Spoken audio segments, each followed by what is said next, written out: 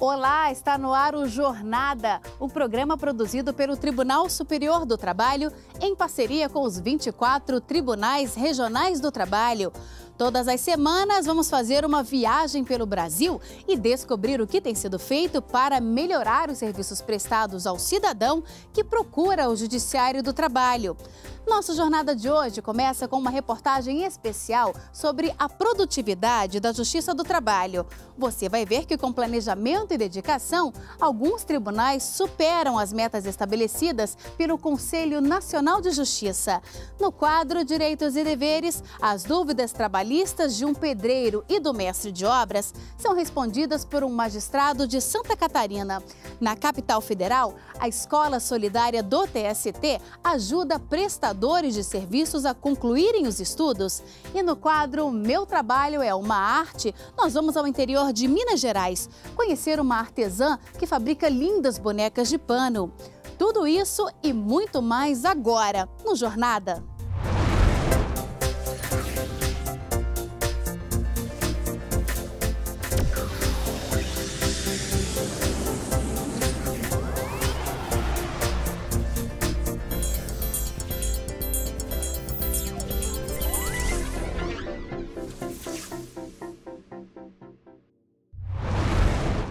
Você sabia que uma das principais características da Justiça do Trabalho é a eficiência no julgamento dos processos?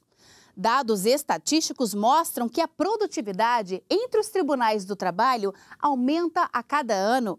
Os bons índices são fruto de planejamento e dedicação de juízes e servidores.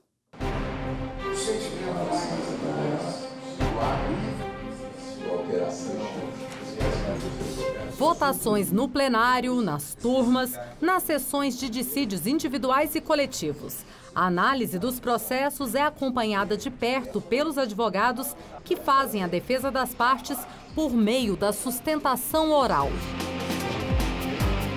E depois de ouvir os dois lados e analisar detalhadamente a ação, os ministros finalizam o julgamento. Assim se decide a unanimidade. Enquanto os magistrados se dedicam aos votos, os servidores também se movimentam para garantir o serviço administrativo da Corte. É assim todos os dias. A dedicação de todos esses protagonistas tem dado bons resultados. O relatório Justiça em Números, elaborado pelo Conselho Nacional de Justiça, mostra que no ano passado a Justiça do Trabalho teve um aumento na produtividade, atingindo, olha só, 102,1% do índice de atendimento à demanda. Em 2013, 7.900.000 processos tramitaram no Judiciário Trabalhista, sendo que mais de 4 milhões corresponderam a casos novos. Em contrapartida, o mesmo número de processos foi baixado, ou seja, solucionado, o que impediu o crescimento do estoque processual. Para o conselheiro do CNJ, Rubens Curado, o esforço da Justiça do Trabalho tem dado bons resultados. A Justiça do Trabalho produziu muito bem, teve um aumento significativo, os juízes produziram mais, houve um aumento também no número de sentenças, mostrando que a Justiça do Trabalho caminha fortemente nessa busca da celeridade processual, que é o princípio constitucional que todos nós buscamos. O Tribunal Superior algum, ele pode se propor a fazer justiça, porque ele não tem acesso a fatos e provas. A lei o impede de ter acesso a fatos e provas. Ele tem que julgar a partir dos fatos e provas que estão delineados no acórdão recorrido. Por isso mesmo, quando se diz que o Tribunal Superior pretende fazer justiça, é um equívoco enorme, porque quebra a estrutura do sistema. Quem está em condições de fazer justiça é o juiz de primeiro grau, porque ele está em contato com a parte, está em contato com a testemunha. O indicador de produtividade dos magistrados e servidores da Justiça do Trabalho também aumentou. Em 2013, houve um incremento de 32 processos baixados por magistrado e 5 por servidor.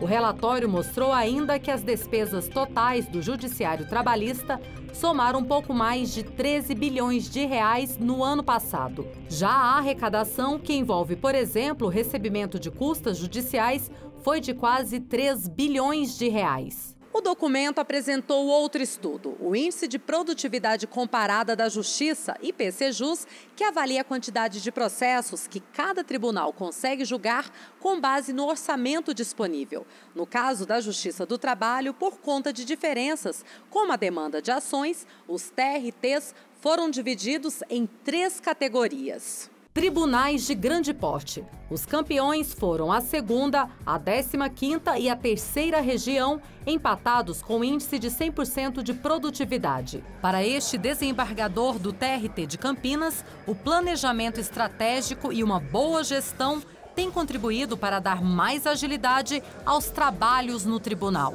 Uma das grandes virtudes do CNJ foi ter transformado o juiz não só em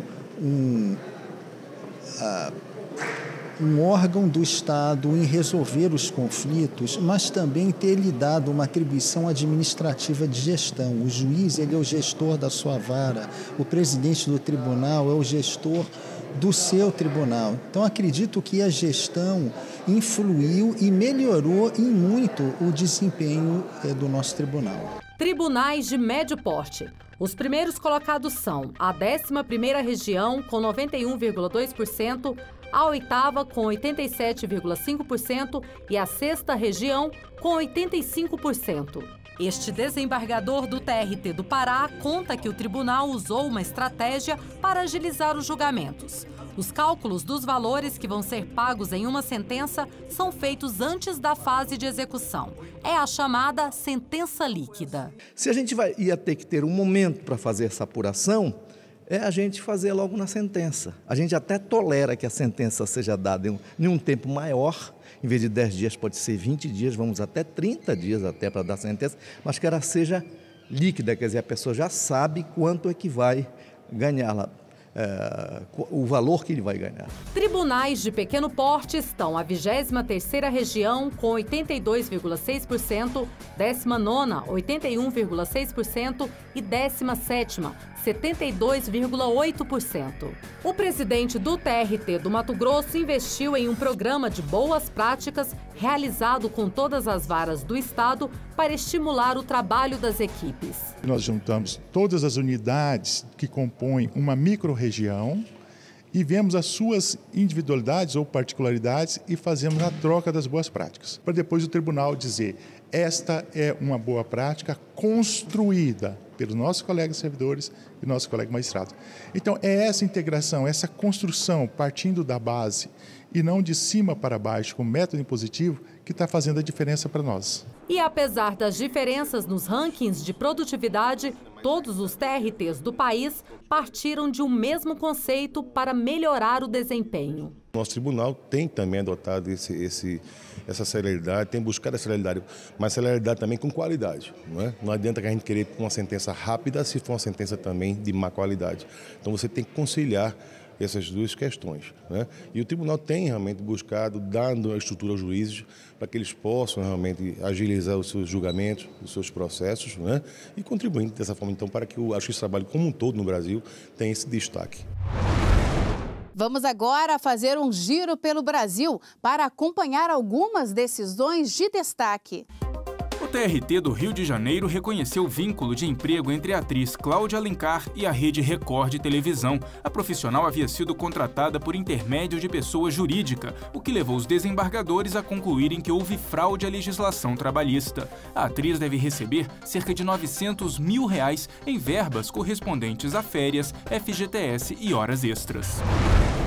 A terceira turma do TRT de Goiás declarou culpa exclusiva da empresa Cosan Centro-Oeste Açúcar e Álcool por um acidente em que um trabalhador teve a mão direita esmagada pela engrenagem de uma betoneira. Os desembargadores entenderam que é dever da empresa utilizar maquinário com mecanismos de segurança. O trabalhador será indenizado por danos morais e estéticos. Uma distribuidora de bebidas de São José dos Pinhais, no Paraná, foi condenada por não tomar medidas adequadas contra atos de racismo praticados dentro da empresa. Por isso, vai ter que indenizar em R$20 mil um ajudante de entregas chamado de macaco por colegas. Daqui a pouco, no quadro Direitos e Deveres, as dúvidas trabalhistas de um pedreiro e do mestre de obras. E ainda hoje, Escola Solidária do TST ajuda prestadores de serviços a concluírem os estudos. Nós voltamos em instantes.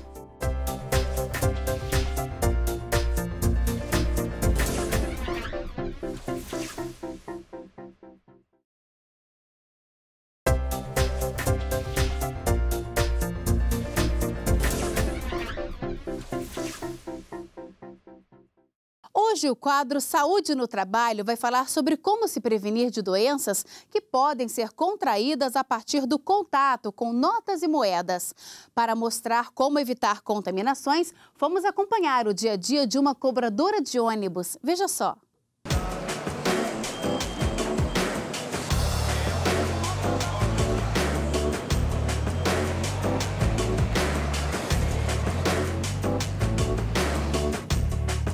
Meu nome é Fabiola Castro, eu sou biomédica, microbiologista e hoje nós vamos conversar sobre os riscos das pessoas que manipulam dinheiro. Para isso, nós vamos conversar com uma cobradora, eu vou falar com a Márcia. Tudo bem, Márcia? Tudo bem. Você sabe que dinheiro carrega muitos micro-organismos, não é? Você tem noção de que tipo de micro-organismos esse dinheiro pode transportar? Bactérias, né? Fungos, né? Nós vamos agora acompanhar uma viagem com a Márcia para que a gente possa identificar, durante o trabalho dela, quais são os riscos que ela pode sofrer durante a manipulação do dinheiro. Vamos lá, Márcia? Vamos lá.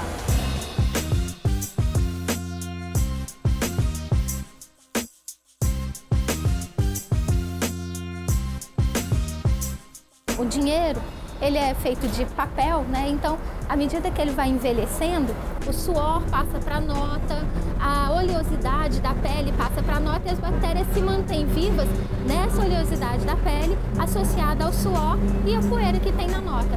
Então, uma vez você tocou na nota, a bactéria passa para sua mão e bactérias só passa por contato. Então, onde você encostar, a bactéria vai passar. Foi no olho, pode ter uma conjuntivite, na boca, se for uma bactéria de doença intestinal, pode ter uma diarreia, né? A furunculose, como eu te disse. Existem várias doenças de pele também que podem ser veiculadas por fungos, micoses nas unhas, micoses nas mãos, por esporos dos fungos, que são mecanismos de maior resistência ainda que das bactérias e que também podem ser veiculados pelo dinheiro. Nas moedas também, tá? Tem uma interessante em relação às moedas. No Brasil, a nossa moeda não tem cobre.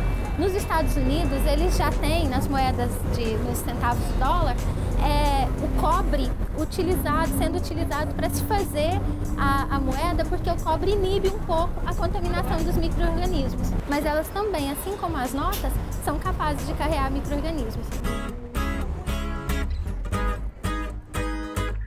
O ideal é que depois que você manipulou o dinheiro, as pessoas passaram, para você não correr o risco de passar a mão na boca sem querer, eventualmente coça o nariz, o olho.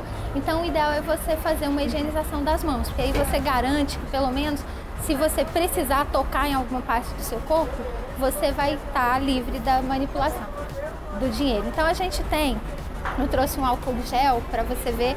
É hoje recomendado pela Organização Mundial de Saúde a limpeza das mãos com álcool gel, mesmo substituindo água e sabão. Então você não precisa ter água e sabão para você lavar as mãos. Basta você carregar um álcool gelzinho no bolso. Você precisa tomar cuidado e prestar atenção na identificação, tem que ser álcool a 70%. Então você vai abrir, vai colocar na mão, guarda, você vai passar as palmas das mãos, depois você vai passar uma palma contra a outra, vai passar nos dedos polegares. E agora vamos tentar isso durante 40 segundos. Friccionar as mãos por 40 segundos já é o suficiente para você eliminar os micro-organismos que tenham passado para suas mãos. Então vamos lá, para você fazer agora. E aí você garante que se você precisar agora tocar seu rosto, se você precisar coçar o olho, suas mãos estão livres das contaminações. Márcia, foi muito bom falar com você, obrigada. Eu espero que tenha ajudado você com as dicas, né, para que você possa proteger a sua saúde. Espero que você divulgue essas informações para os seus colegas de trabalho para que você possa também ajudá-los a se proteger. Com certeza. O que eu aprendi muito, vou passar para eles. Foi muito importante. Muito obrigada, um bom trabalho para você. Muito obrigada.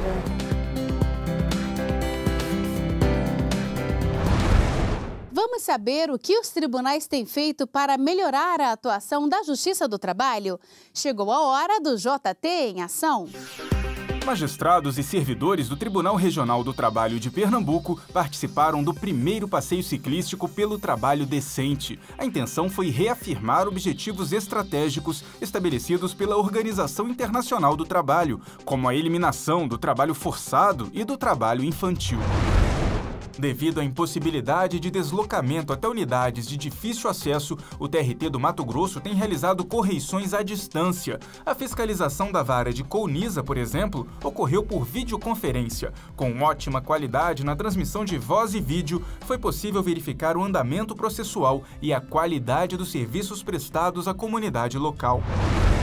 Para melhorar o atendimento ao cidadão, o TRT de Sergipe promoveu o curso de capacitação para servidores. O objetivo foi desenvolver habilidades para a prestação de um atendimento de excelência, de forma a satisfazer as demandas e contribuir para uma boa imagem do serviço público.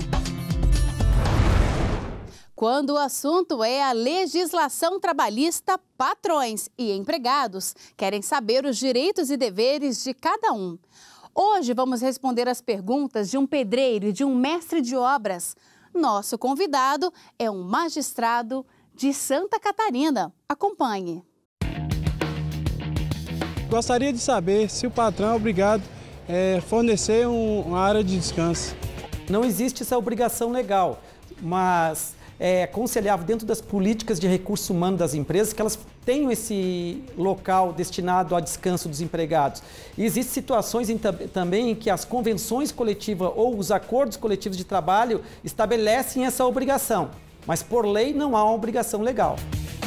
Gostaria de saber se no caso do funcionário se recusar a usar o equipamento de proteção individual, quais são as medidas legais que eu posso tomar? A empresa pode tomar diversas medidas, entre advertência, suspensão e até mesmo a justa causa. Ou seja, mandar o empregado embora sem direitos. No próximo bloco, Escola Solidária auxilia trabalhadores que prestam serviços ao TST. E no quadro Meu Trabalho é uma Arte, as bonecas de pano que vem de Pedro Leopoldo, interior de Minas Gerais. Nós voltamos em instantes. O Tribunal Regional do Trabalho da 16ª Região desenvolve o programa TRT nas escolas, que busca levar a alunos e professores dicas sobre o direito trabalhista. Eles fazem visitas a canteiros de obras de municípios do estado com o intuito de verificar as condições de trabalho dos empregados. Quer saber mais? Acesse facebook.com/TRT16MA.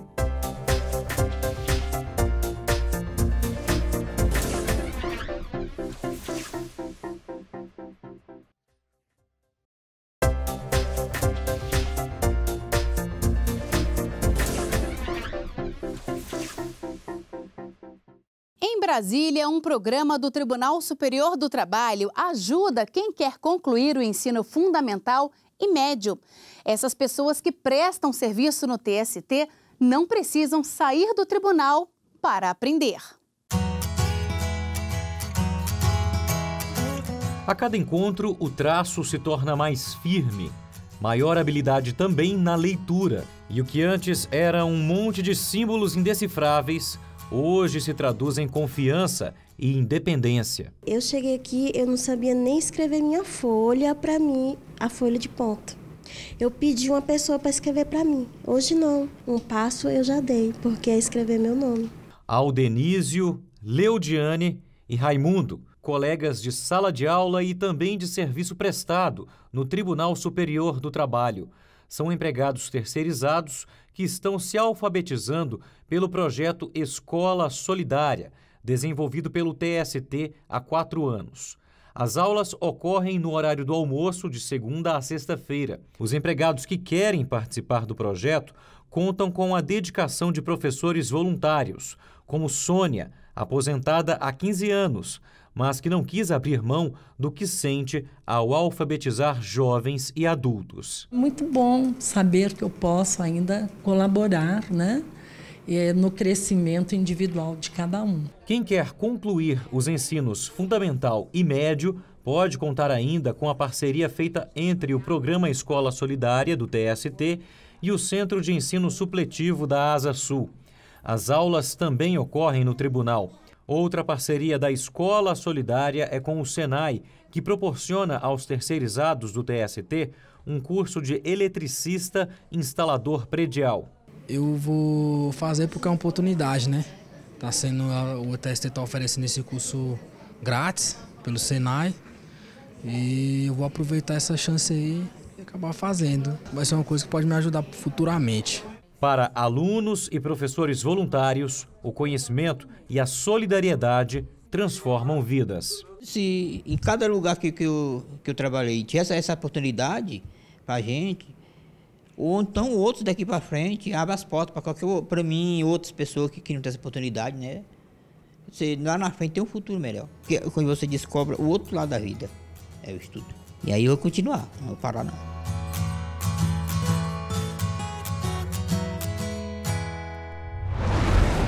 Chegou a hora de fazermos uma viagem no tempo. Vamos até 1926. No nosso quadro Memória JT, você vai ver que foi neste ano que pela primeira vez o legislador constituinte fez referência direta ao direito do trabalho. 1926, ano em que pela primeira vez o legislador constituinte fez referência direta ao direito do trabalho e atribuiu ao Congresso Nacional a competência privativa para legislar sobre o assunto. Com a organização dos movimentos dos operários, o grande crescimento do trabalho urbano no Brasil e a criação do Conselho Nacional do Trabalho, surgiu a necessidade de se discutir uma legislação trabalhista na Constituição Federal. E por isso foi criada a Emenda Constitucional de 3 de setembro de 1926, que modificou o artigo 34 da Constituição Federal de 1891. Com a alteração, ficou prevista no parágrafo 28 a competência do Congresso Nacional para legislar sobre o trabalho. A partir de então, o tema trabalho passou a ser discutido oficialmente no Parlamento, com a elaboração de leis gerais e específicas.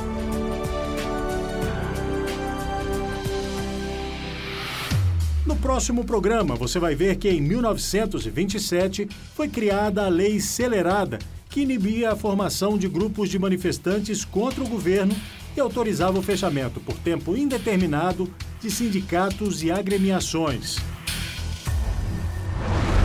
No quadro Meu Trabalho é uma Arte de hoje, você vai conhecer uma artesã de Pedro Leopoldo, município a 40 quilômetros de Belo Horizonte. Ela aprendeu a fazer bonecas de pano com a avó e com técnicas de uma revista japonesa. O ofício garante a ela não apenas a renda, mas também o reconhecimento pelo belíssimo trabalho artístico. Pouco barulho, muito verde e um cenário de dar inveja em quem vive nas grandes cidades. Estamos em Pedro Leopoldo, a 40 quilômetros de Belo Horizonte. Este é o escritório de Ilma Brescia, uma artista plástica que encontrou num ofício antigo a oportunidade de criar um negócio lucrativo. Há mais ou menos 5 anos, Ilma decidiu se dedicar exclusivamente à confecção de bonecas. Para criar os modelos, ela usa o conhecimento que herdou da avó e técnicas que aprendeu nesta revista japonesa. E o resultado é um trabalho único, que agrada clientes do mundo inteiro. Quando eu era criança, nas nossas aulas de matemática, na escola, a gente tinha livros que as ilustrações tinham menininhas carregando uma bonequinha, a bonequinha tinha expressão. E eu tinha vontade de ter uma bonequinha que parecia uma menininha de brinquedo. As bonecas industrializadas nunca me chamaram a atenção, engraçado. Aí quando eu fui fazer uma boneca, eu vi a fotografia das bonecas daquela revista, eu fiquei encantada com elas.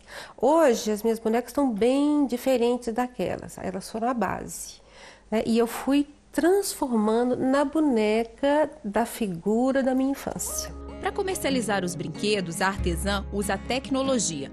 Ela tem uma loja virtual e manda as bonecas para onde o cliente quiser.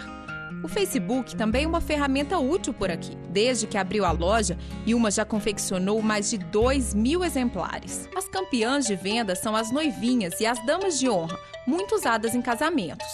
Os clientes também podem personalizar sua boneca. Há opções para todos os gostos. Este aqui é o Jack Sparrow, pirata famoso das telas de cinema. A bailarina, o Lampião e a Maria Bonita também são um sucesso. Esta vovozinha vai direto para o Rio de Janeiro. Quem olha as mãos firmes de Ilma ao prender os cabelos nela, nem imagina o trabalhão que dá para chegar nesse ponto. São cerca de 10 horas até o arremate final. As bonecas são feitas de estopa, algodão, manta acrílica e esse tecido que parece pele. A lã usada nos cabelos tem tons diferentes para dar aquela ideia de movimento. As roupinhas também são especiais. Tem tecido que veio até da Inglaterra. Tudo para agradar uma clientela muito exigente. Afinal, o preço de um trabalho tão delicado não é para qualquer bolso. Uma boneca de Ilma custa entre R$ 350 e R$ 585. Eu me sinto muito privilegiada. O meu trabalho artesanal, ele conquistou um mercado muito exigente que paga um valor justo. Então eu posso viver do meu trabalho sem ter que fazer outras coisas mais. Abusei da criatividade assim, né, com a qual eu fui brindada por Deus, né? E o Jornada termina aqui. Na semana que vem temos um novo encontro. Muito obrigada pela companhia e até lá!